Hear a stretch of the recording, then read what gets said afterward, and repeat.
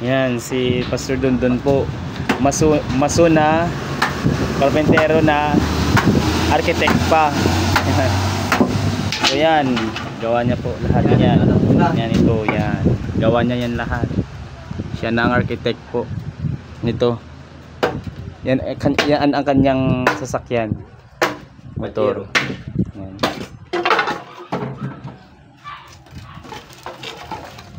So yan po, ang dami na po nabiyak ni Pastor Dondon.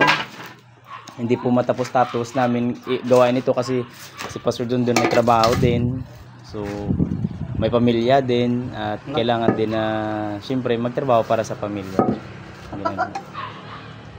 Yan. Pag nagtrabaho ka para kay Lord, hindi na papabayaan ng iyong pamilya. Amen.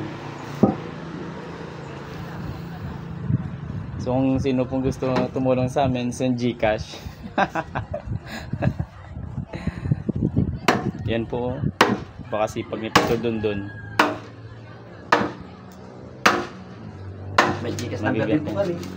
May GCash number ka? Mayroon na GCash number ka. Baka may gusto magpadala man ng pambili ng isang hupya. Baka may gusto magpadala ng 1 kilong hupya. Yan.